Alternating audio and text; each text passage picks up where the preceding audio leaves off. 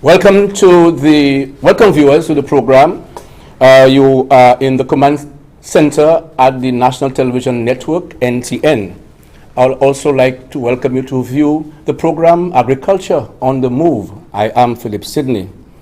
The topic today is World Desertification Day, and today is World Desertification Day, which is the 17th of June. The theme is Food, Feed, Fiber, the links between consumption and land. Very interesting. And to discuss this topic are three gentlemen. I'll allow them to introduce themselves. And to my right, good afternoon, Sydney. Good afternoon, viewers. My name is Jason Ennis, the Director of the Water Resources and Management Agency. Good afternoon, everybody. Thank you for having me. I'm Thaddeus Constantine, Acting Agri-Enterprise Development Officer. And good afternoon. I'm Carl Monti-Augustin. I am the Project Coordinator for the IWECO project, and I'm also a Forest Officer. Yes, I know that. Well, gentlemen, welcome to the program and welcome to the Command Center. Of course, the program is a bit lengthy today because of the nature of it. And Carl, I'll start with you because you are so very tuned to that kind of program. So we're talking about world desertification. For me, I got to know of this word, not too long ago, and I was asking myself, what is this? What word is this? Of course, I got to understand what it is, but I'm sure there are lots of solutions out there who do not know. So explain. Okay, so today is the World Desertification Day, and this is a commemorative day to celebrate the UN Convention to combat desertification. So it's the UNCCD is the name of the convention, right? And it is geared towards combating or reducing desertification. Now, people ask, what is desertification? And why is it important to me as a Saint Lucian? So desertification basically is the conversion of arable land into desert, or land which is productive into a land that is not productive or subproductive, right, and cannot really carry on with the normal functions that we expect as land, right? So you will find now land that goes from being arable, where it is able to conserve and hold a certain amount of water. It has a certain amount of biological life. It has a certain amount of carbon, for example, and nutrients. It is converted to a land where the water retention capacity is very low, where the level of biotic activity or life or carbon is low, and the availability of the nutrients and so on is very low. Now, this is something which is celebrated every year on the 17th of June, and this convention was launched in 1994, but came into action in 1996. Saint Lucia is a signatory, and over the years you have had some notable foresters be in the focal point. So you had two former chiefs in the name of Mr. Michael Andrew Jabba, as well as David Wiss, and then Mr. Alfred Prosper being the most recent chief forest officer.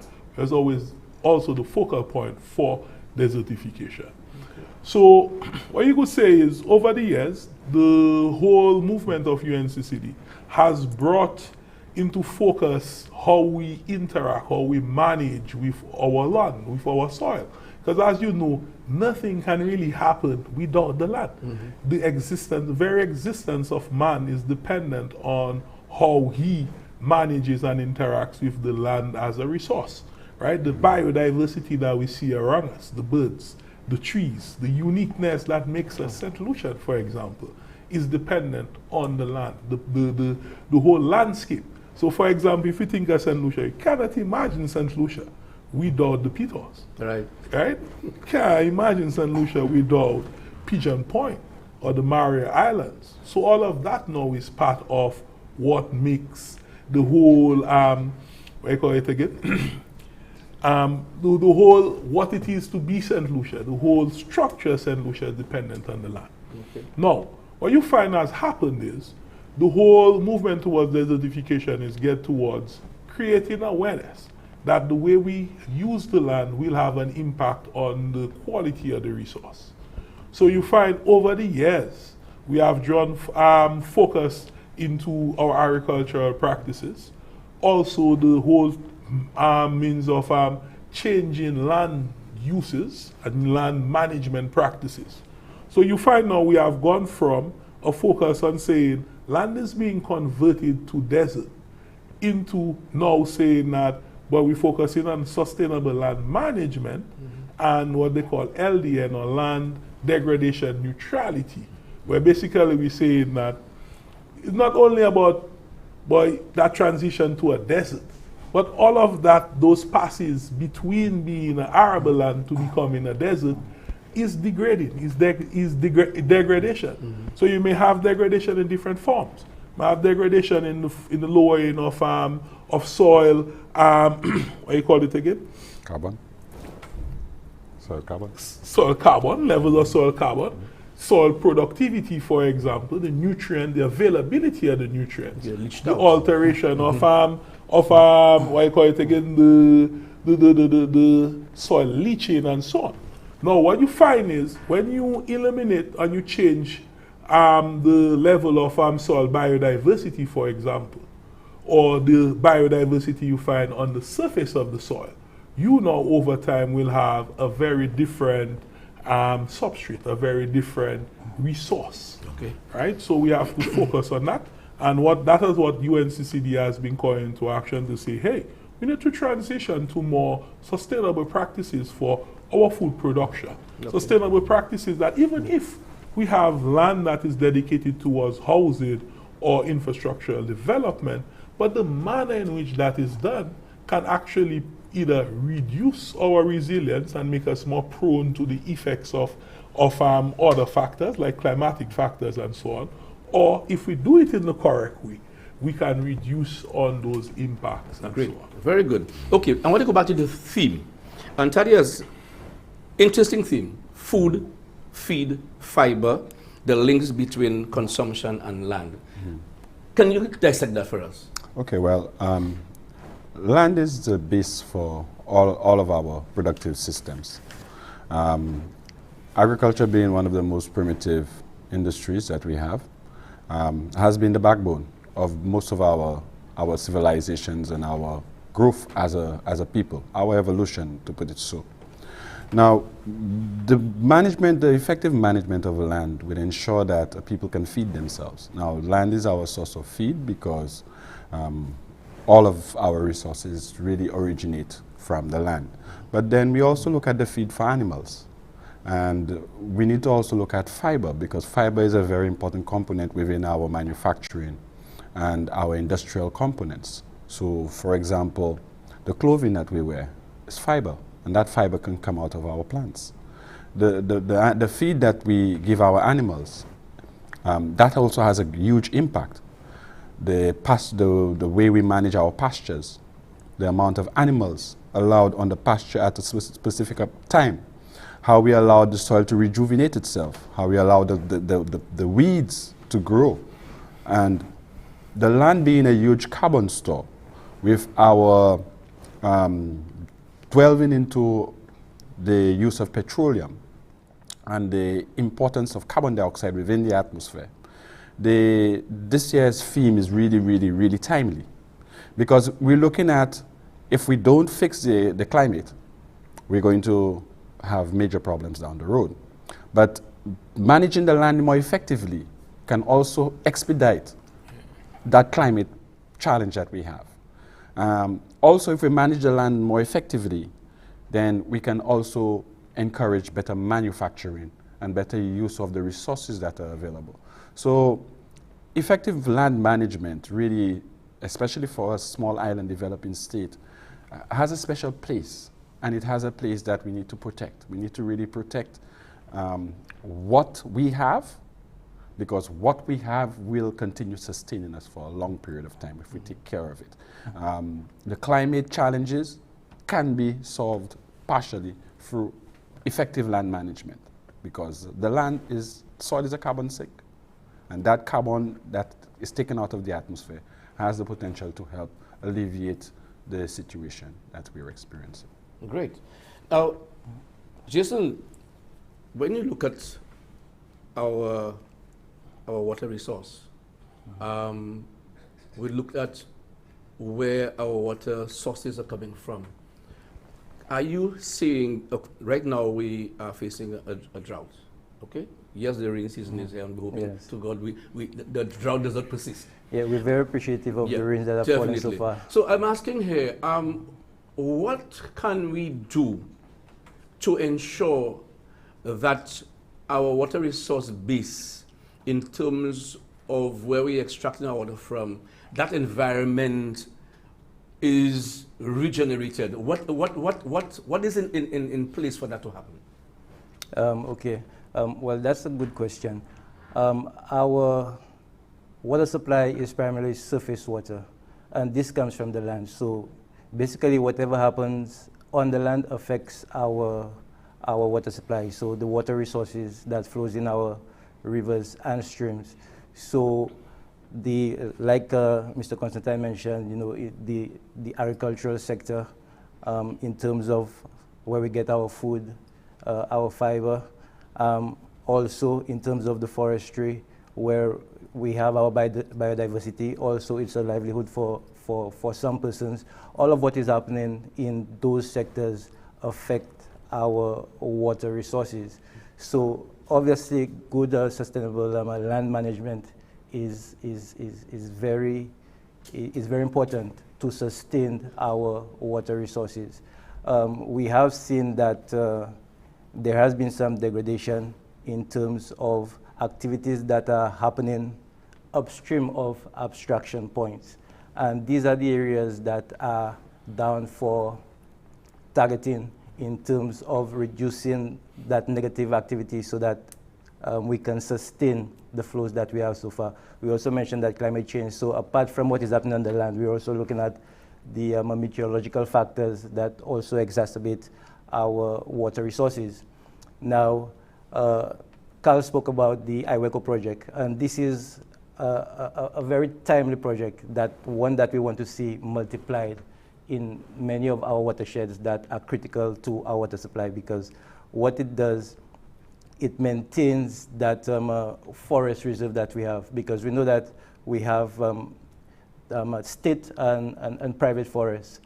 The state forest is under the Water and Sewage Act is considered to be a gathering ground, and a gathering ground is where you have your primary source of water, which comes down into your watershed. So we have to protect that, but we also have to protect or prevent the degradation of the private farms that are around our forest reserve. And this is where the IWECO project is assisting that, assisting farmers in how, yes, they can continue for livelihood, but at the same time maintain that natural environment, which inevitably is reflected in water quality and water quantity. There's a balance then. Yeah, it is always a balance, because in development you expect certain things that would have negative consequences, but at the same time you have to try your best to kind of limit those negative activities or enhance so that it actually you don't see the negative effects on the ground. So enhancing one area, so you have negative, but then you're enhancing another area, whereas it would make up for that shortfall that you're losing in one place there. Okay. So this is very important, and like I mentioned, since it's surface, so water is a universal solvent. So whatever is happening, it's quickly going to be reflected in that water resource. If I just want to jump on something that Jason just said. He's speaking about, but even if we agree that given our limited land space, that you would always have competing need for land, right? So what you find now is the whole UNCCD has basically transitioned to bear that in mind. The fact that we have evolved from saying, well, I'll just prevent desertification, to recognize that what they call LDN, Yeah, land degradation neutrality. That while you may have degradation that you can't really avoid, because you have to provide for housing, you have to provide for food production, and certain conventional food production methods would necessitate you having certain impacts on the land. But at the same time, in other areas, we can be enhancing, doing activities that are restoring and rehabilitating those impacted or degraded areas and enhancing them, so that when you balance it, you either have a neutrality being, an equilibrium being created, boy, what you destroy is equivalent to what you enhance. But we're also hoping that what we enhance and rehabilitate would actually outweigh what is degraded, right? So what you're actually talking about those days is sustainable land management. And sustainable land management will take into consideration both the necessity of, or the needs of the biodiversity, right? So the resources themselves need a certain amount of the land, amount of space, amount of water to perpetuate the actions, as well as what the resources, what the space we need for human activities to continue. And then with COVID, what have we seen? We've seen that, boy, when we are skewed towards man just keep degrading and going on and converting land, and more land is being changed from being under, let's say, forest protection and so on, and that is converted into production, and we are overutilizing our wildlife and all the biodiversity resources. You create this equilibrium that will cause problems. Yes. So COVID is an offshoot of that. What we're trying to push is to say, let us have that balance. So let us produce our food, our feed, our fiber in a way that it is sustainable, in a way that our grandchildren, 100 years, 200 years from now, people on Saint Lucia can still have access to surface water. People on Saint Lucia can still have access to the iconic biodiversity that we have, like the parrot and some of our tree species and so on, and what makes Saint Lucia unique is still present. But going back to, as you mentioned earlier, the question of land space and land use. You realize now that you have residential taking precedence, and you find people are moving away.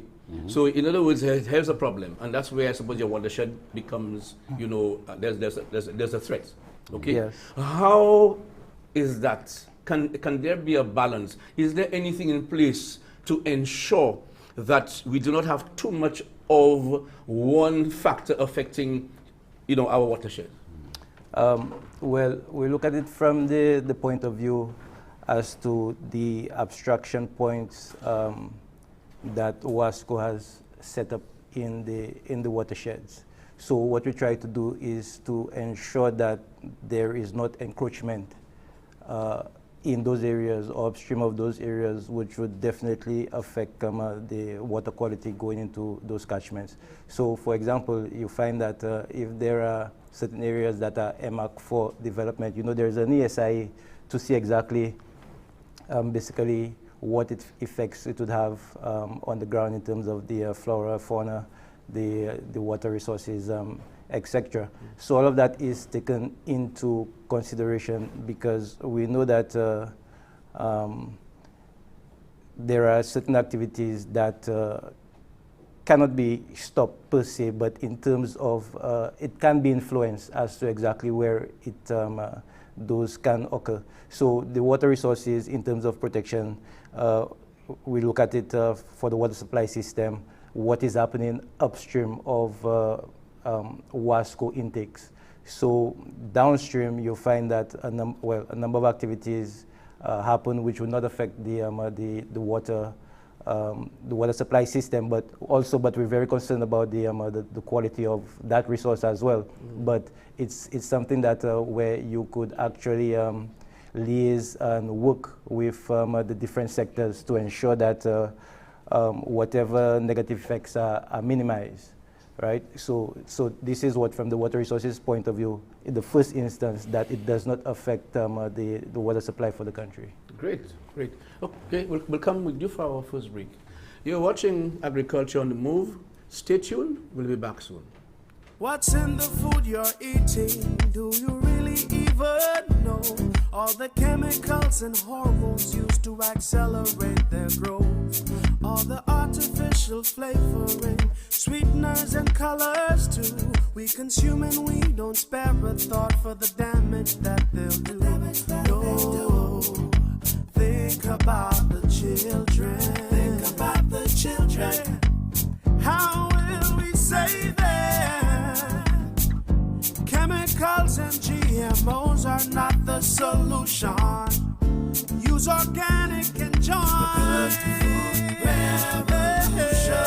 Excessive agrochemical use, additives, and genetically modified foods are harmful to health and the environment. Join the good food revolution. Grow, buy, and consume organic. A message from Rise Saint Lucia and the Ministry of Sustainable Development with funding from the GEF Small Grants Program, UNDP. The good food revolution. Welcome back to the program. And of course, if you're just tuning, we are discussing World Desertification Day, which is today. And our theme for today is food, feed, fiber, the links between consumption and the land. And of course, land degradation. So, Thaddeus, we know what is happening inland, upland, in the higher terrain can affect the lower terrain, of course, the rivers, the streams, and of course it affects aqualife and also the sea. Yes. So tell us a little about this. Okay, so we in agriculture have recognized the need for protecting of the ridge to protect the reef. The ridge and the reef exist in a certain level of balance where they feed each other. So a lot of things that we need on the ridge are actually found in the reef. And a lot of things that we need on the reef are actually found on the ridge. Mm-hmm. However, misuse of the resources in any of these sites can have dramatic effects on that balance. So when we look at our land degradation and our effects, our farming practices, for example, to highlight that one is really important. And not adding organic material, for example, to the soil allows that soil to run off. And that runoff gets into our rivers. That eventually gets into the reef. And that creates a problem within our coral reefs. For us on this island, our coral reefs are really, really important. Mm-hmm. So our farmers need to be aware that every time they spray agrochemicals, they're affecting life in the reef and they're affecting the livelihood lower down stream. Also, we have desertification in the sea, because it doesn't only happen on the land. Because of some of our bad activities, unhealthy activities upstream, they can have a very dramatic and a very long-lasting effect on our fishing stocks, on our reefs, and livelihoods. So the livelihoods component is a very important component because people have to eat, people have to feed their families. But I mean, if you destroy the resource, then you lose out.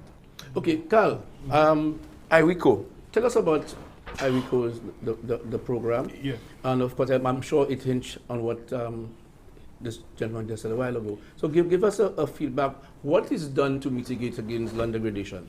Okay, well, I'll speak a bit about IWICO. I became the project. I was reassigned to the project in February of this year as project coordinator. What I will say though is IWICO is funded by UNEP, Jeff, the big Jeff.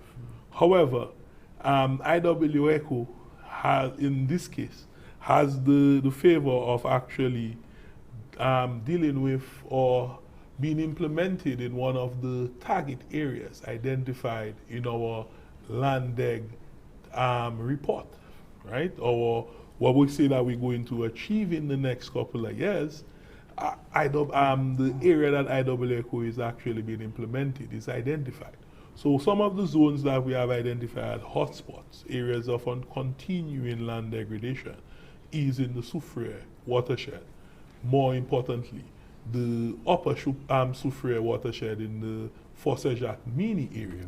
Now, IWECO is the Integrated Watershed and Ecosystem Project, where basically what we're doing is looking at enhancing that watershed, dealing with some of the sustainable land management issues, dealing with, because we recognize that a lot of times degradation is not because people are wicked and they just hate the environment, but in the pursuit of their livelihood, sometimes they will have an impact, and that impact is probably exacerbated because of the quantity of people looking for a certain type of livelihood and so on, and the format in which it happens.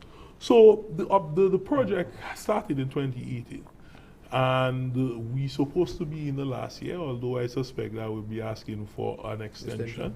Right? But we're looking at doing restorative activities, some land degradation restoration in terms of coming up with means of bioengineering and so on, but development of demonstration approaches to soil erosion control and so on. We're also looking at sustainable livelihood in terms of innovative livelihood, innovative businesses.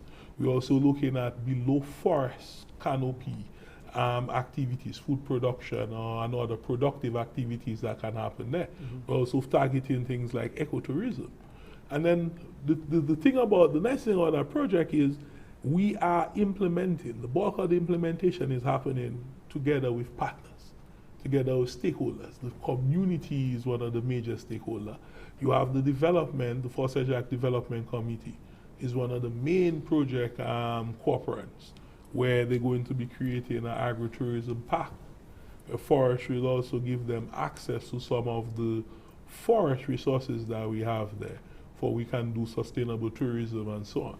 So we're looking at an array of activities, from water quality monitoring all the way to new innovative businesses, value added being created in that space, where we can see if we manage our land in a sustainable manner, that we can create livelihood opportunities for the people who are there currently, but for also their children and grandchildren. And that by doing value added activities, we can bring even greater opportunities, greater benefits, economic benefits to the people for doing the right thing. Right? So what you find is, even if IWECO is not a UNCCD project, but there are a lot of linkages. Yes. Right? Yes. So these projects, just like, for example, the Forestry Department sings Hurricane Thomas, and the Australian, the OSAID Restoration, Rehabilitation and Restoration Project, the Iron Project, the Source Water Project, IWECO, and the Southeast Quadrant, Southeast Project, you find that the Forestry Department have been focusing on those sustainable land management projects with a heavy slant towards empowering rural communities, empowering rural people to get their livelihoods while transitioning to more sustainable means of managing the land.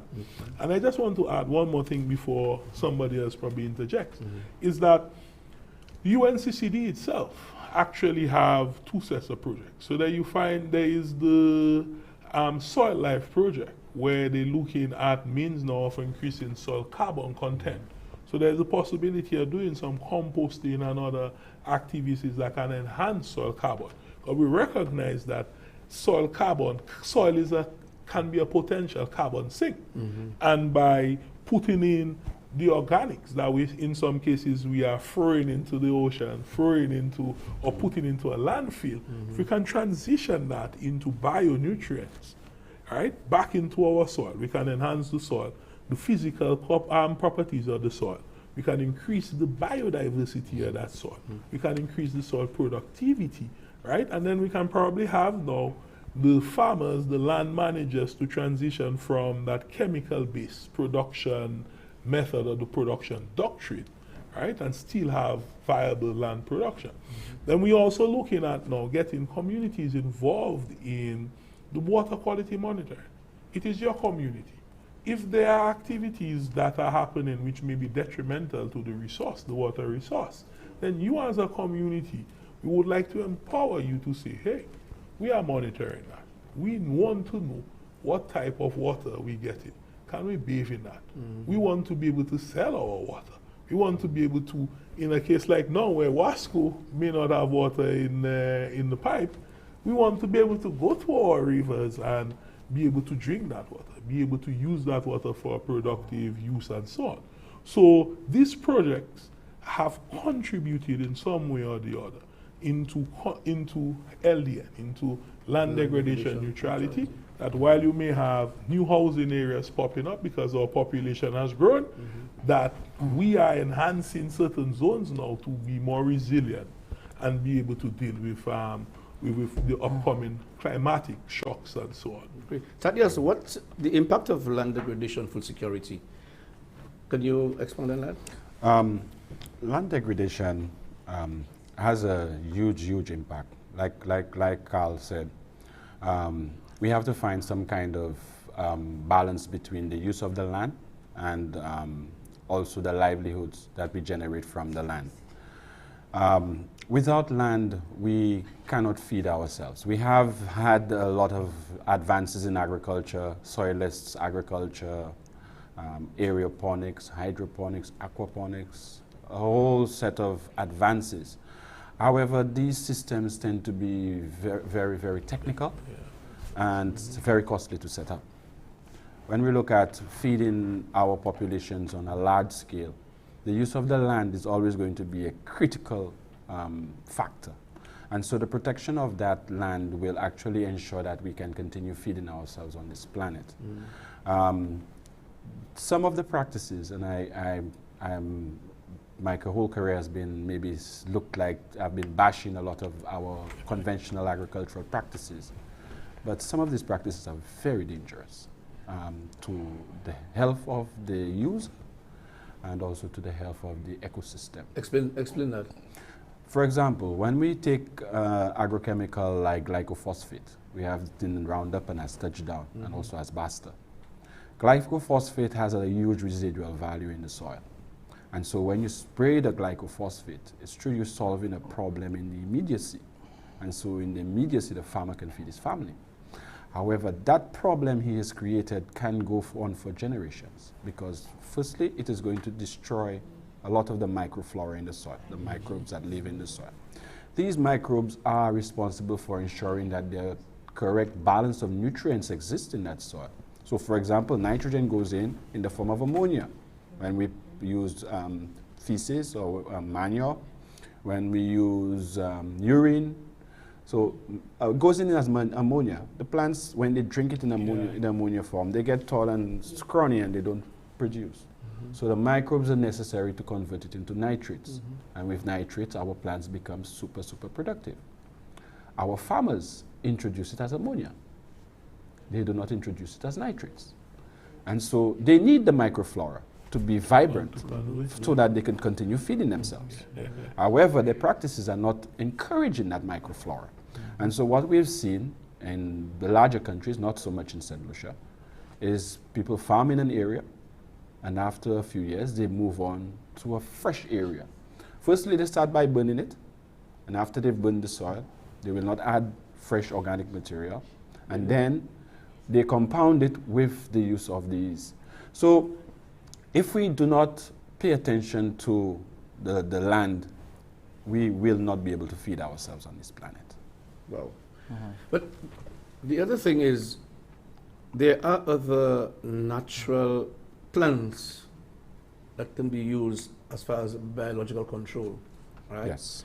To move away from those harsh chemicals. Let me give a few so that our householders We need to know can use that. them. Yes. So for example, neem is a super plant. Definitely. Neem will work as a bactericide, fungicide, insecticide, nematicide. To use neem as a nematicide, you could take the neem leaves and just put it in the hole where you're going to plant your plant. It will serve its purpose. To use it as an insecticide, fungicide, bactericide, you take the neem, you boil it, or you crush it, boil it, and you let it cool, and then you add a few drops of soap. Then we have another plant that a lot of us cringed as a child, Simecotois, wormbush, Zebaveh. Zebaveh is another miracle herb. Zebaveh is a super nematicide. And it's also very good for controlling soil-borne pests and soil-borne disease.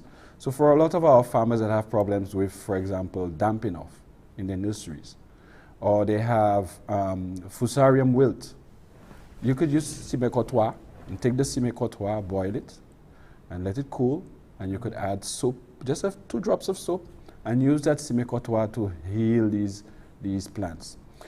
Bay leaf is a very good fungicide, and guava is a very good bactericide. Soursop leaves are very effective. Now, these plants can also serve as not only pest controls, but some of them can serve as natural fertilizers and biostimulants too. So earlier I was just explaining to a friend that you could take watergrass, blend it, or crush it with a weed eater with a mortar and pestle, and use it as a fertilizer. So you collect it early in the morning because you want to do these things when the plant is most active. Right. And that's when the plant is moving nutrients from leaf to root and back and forth. And so that is a very active time for the plant. So in the first rays of light, you take that watergrass. If you're doing tomatoes and your tomatoes are flowering, you look for a watergrass plant that's flowering. If your tomatoes are in the vegetative state, you look for one that has no flowers on it. But what the watergrass does now, when you crush it and you soak it and you spray the plant with it, it works better than that Miracle Grow that we believe in so much. Because Miracle Grow will only give you nutrients. The watergrass will give you nutrients. It will give you plant hormones. And these plant hormones will encourage good and healthy plant growth, and they will also make your plants resistant to attack. And it will give you amino acids.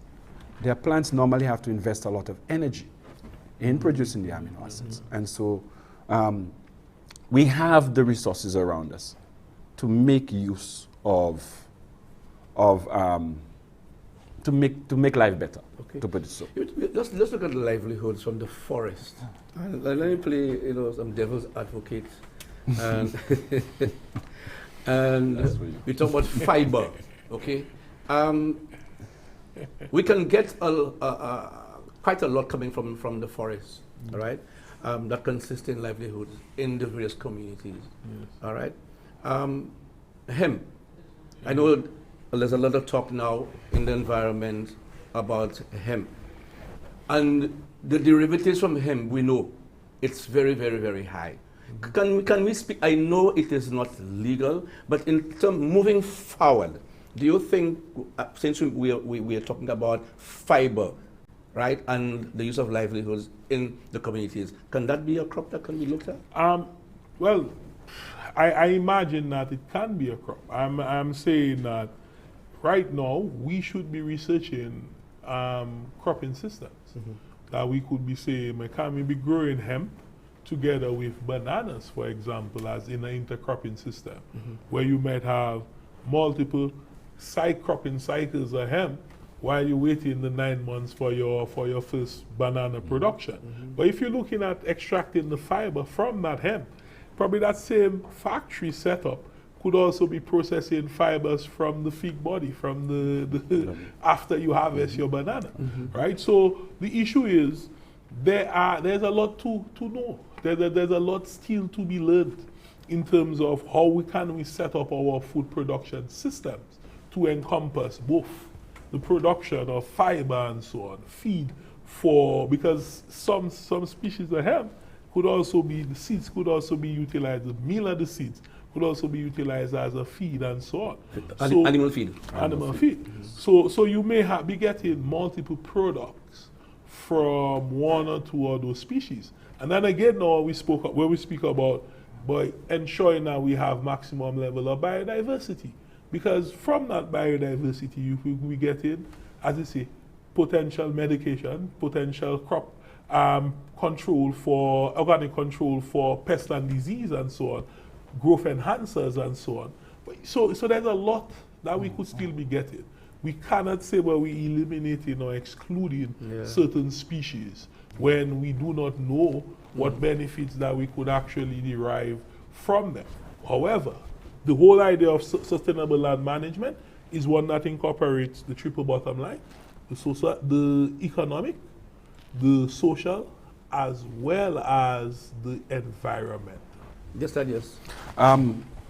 For me, I'm very passionate about farmers making a profit when they apply the trade, because our farmers, some of them are really struggling. When we look at our livestock sector and we do a proper analysis, we realize that our farmers who are doing pigs, who are doing poultry, eggs, they're all bleeding. They all suffer. And the biggest challenge for them is the feed. Nationally, we need to change our technological packages. The tech packs must change, and the tech packs need to start including more local stuff. So, for example, Hold that point, as I want to delve into this, right, before I continue with you for another break. You're watching Agriculture on the Move. Stay tuned. Interesting topic. We'll be back soon. As part of government's social stabilization plan to assist persons who have lost their means of earning due to the COVID-19 pandemic, the government of Saint Lucia has implemented the Income Support Program, where non-contributors to the NIC shall receive a monthly payment of $500 for the next 3 months. Taxi drivers, jet ski operators, vendors, agro-processors, tour guides, hairdressers, barbers, small bar and restaurant operators, construction workers, and other sole traders who meet the criteria can apply using the Government of St. Lucia's website, www.govt.lc. Payments will be made directly via electronic transfer to the recipient's bank account. The Income Support Program, simple strides towards recovery. Welcome back to the program. Thaddeus, you were making a point a while ago and really looking at the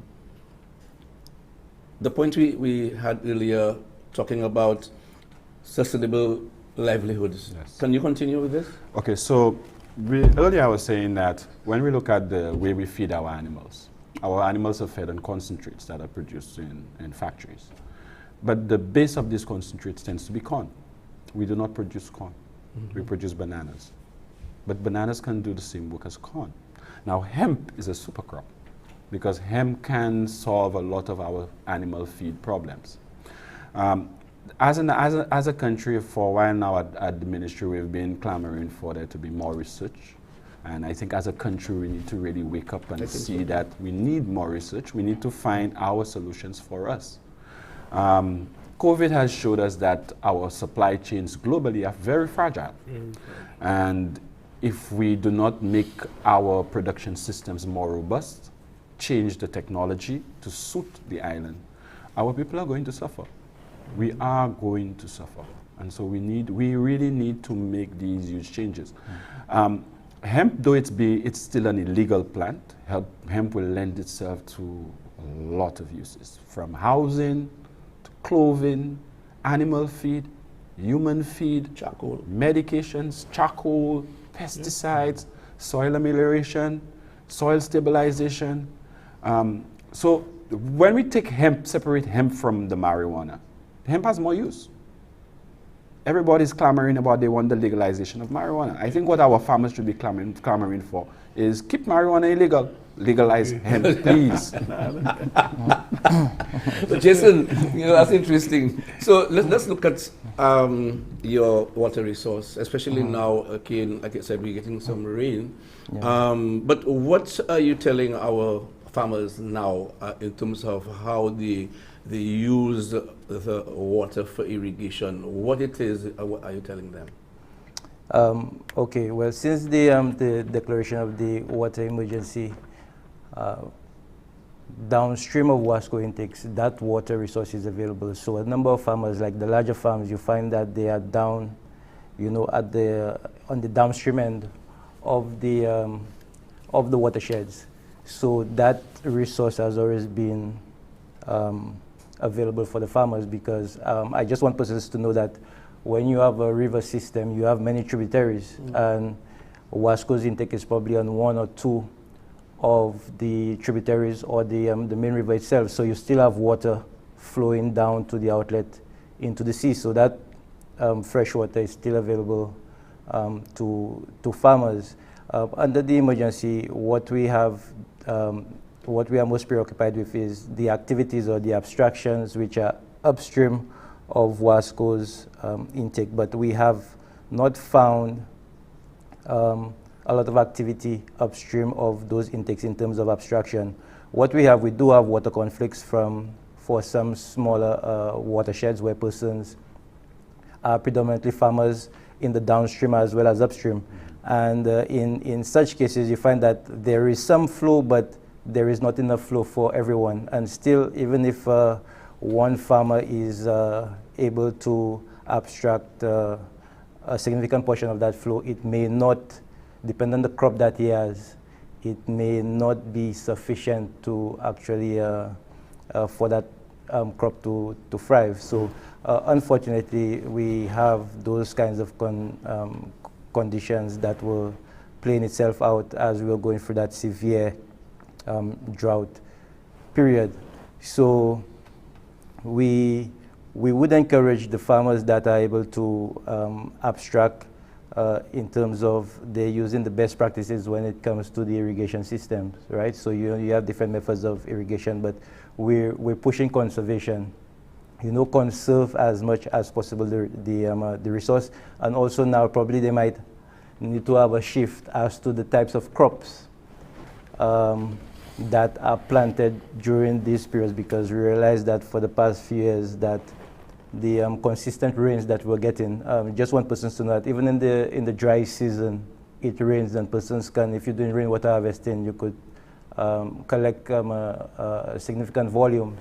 But we realized that those have been diminishing. So that means in terms of the best practices that farmers have been implementing, maybe those might need to be enhanced, or those that have not been practicing would need to practice. So they would have to more or less liaise with the experts at the Ministry of Agriculture. I just want to go back to when we speak of land degradation. For the water resources, what it does, it affects our base flows.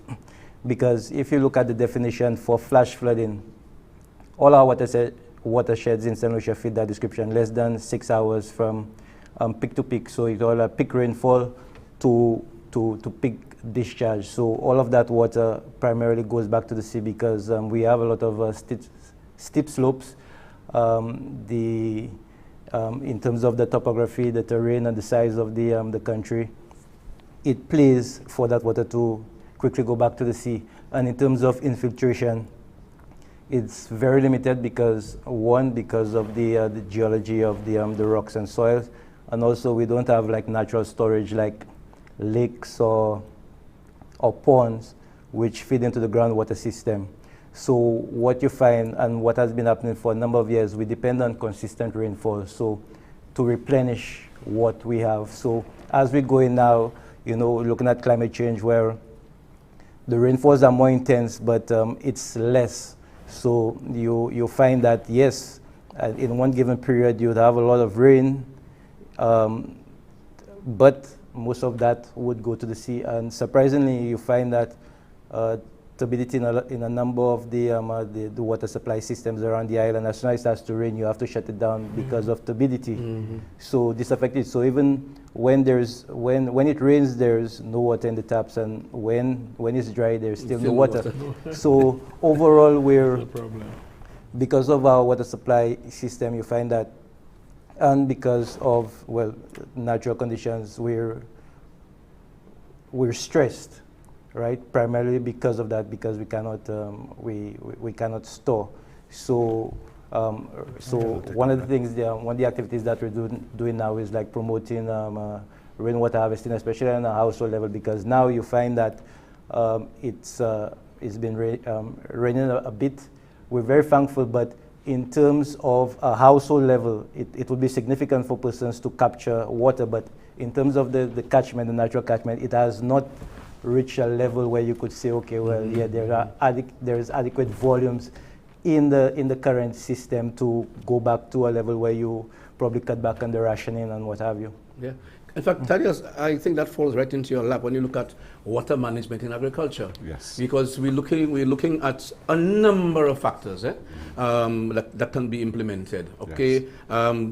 Years ago, we were using those big guns on overhead sprinklers, right? I mean, that's no more. Yeah, we okay. don't. So now we have to be efficient into looking at drip irrigation. Can you expound on this? Okay. So before I delve into the question fully, I wanted to say that our farmers need to learn to share, and our farmers need to learn to cooperate. We have a few gravity lines around the island that have been giving problems.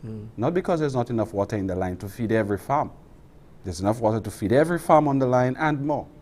But the farmers are not cooperating. Yes. And the farmers are puncturing the lines, and they're closing the neighbors' lines and causing the neighbors' crops to fail. And they're fighting over it. And they're fighting over a resource that is free and that is sufficient. So that's one of the first things. Our farmers need to cooperate. Our farmers need to understand that water is a resource that is available for all.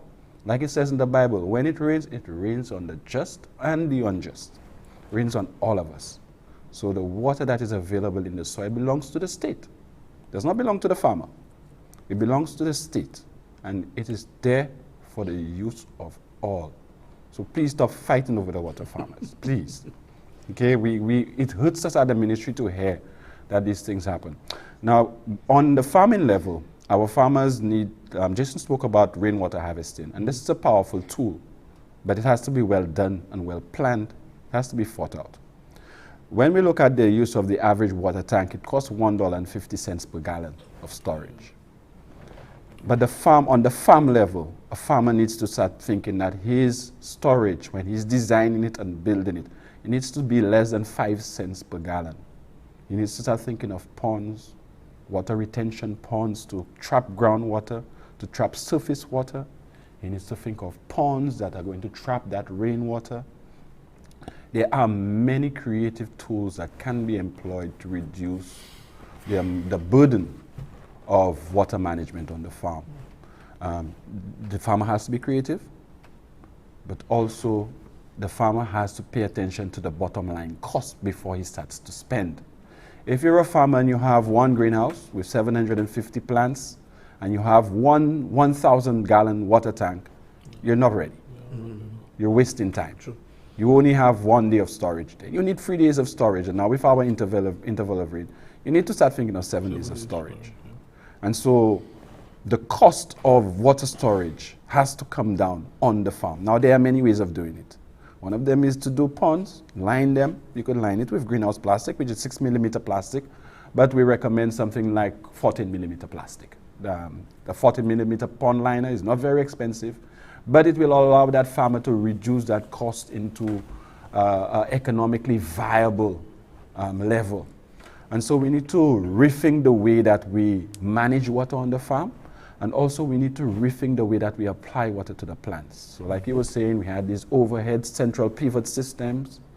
These are a thing of the past. Yes, archaic. They are It's archaic. archaic, yeah. Right now it's drip. I want for the householders to go research Banton buckets.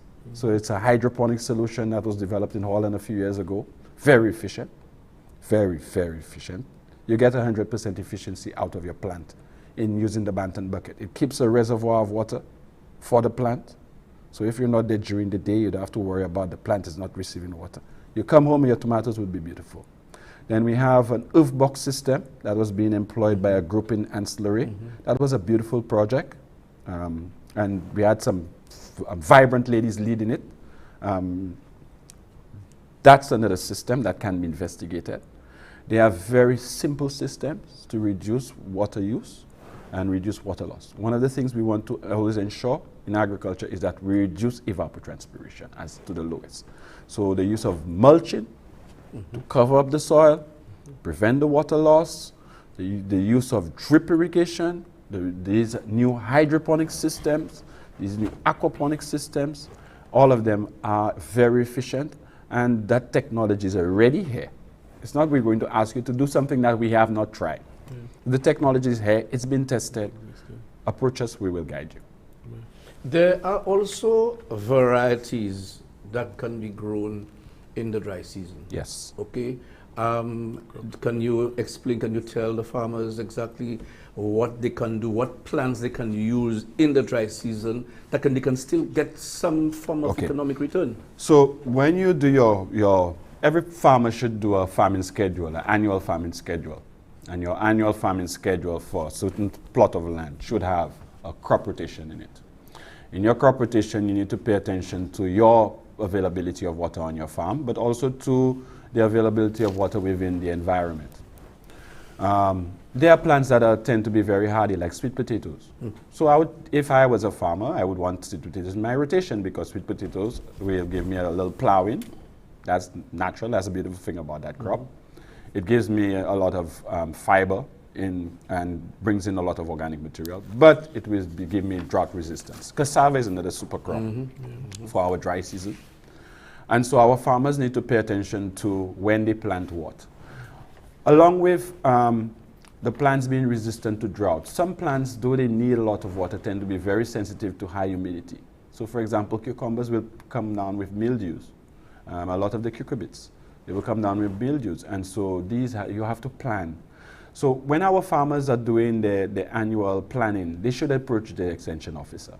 That's one of the things our extension officers should assist there. And they should do that plan with climate in mind and with the water resources in mind. And also with the market. What will the market need when? So if I have a greenhouse and I can grow tomatoes year round, I will grow tomatoes when my tomatoes are have the greatest price.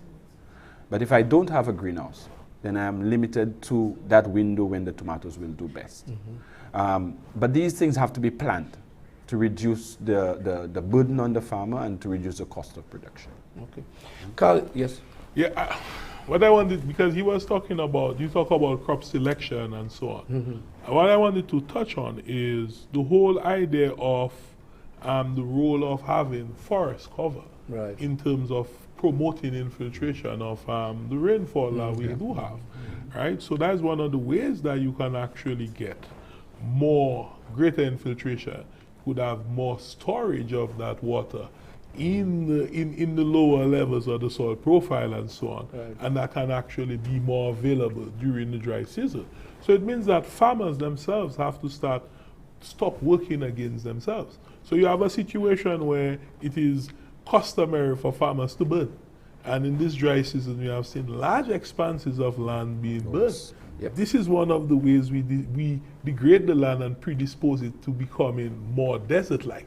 Right? But if we create and if we maintain permanent cover on our land, especially places like certain hillsides above a certain angle or slope, as well as on our river banks, so that we can actually have less of that evapotranspiration from our rivers and so on, that in itself can help the farmers with more water being available for our consumption and for productive activities and so on and so forth. And this is where the forestry department, through the different projects that we've been trying to do, how can we get both? How can we have the farmer make money from his land, his or her land, while at the same time creating the most amount of permanent cover, most amount of benefits from the managing of that resource? As we're about to end, no, go ahead, Jason. And I just want to say, based on what was discussed, the beneficiary of all of that, those activities that are happening or implementing best land use practices is the water resource, which flows in our rivers and our stream. That's why the agency, we have multiple partner agencies, because it's not something that we can do. It's almost like we're at it's the end product. The water resource is the end product. So it depends heavily on what is happening in those sectors, the forestry sector and the agriculture sector. And those are our two biggest partners, especially here in Saint Lucia, as to what is happening in our watersheds. In fact, as we're about to close, we can see there is a symbiotic relationship, meaning toward water. We talk about food production, our food security, and of course, and our biodiversity as it continues. But as we end, 2 seconds, final words, Jason. Well, I always say that water has value, and I want persons to remember that coming out of I would say that severe drought that we had over the last 2 months with the rains that we've been getting. I don't want it to be a case where persons just automatically forget what happened over the past previous weeks. I always say that water can be treated as treasure and trash in the same year, you know, because of when it's available, it's a free fall, and when it's not there, you never miss the water till the well run dry.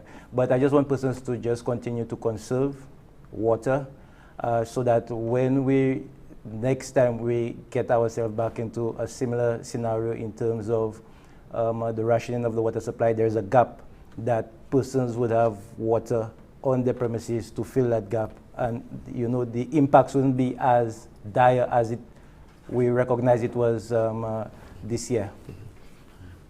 Quickly. Well, to the farming community, we're here to serve.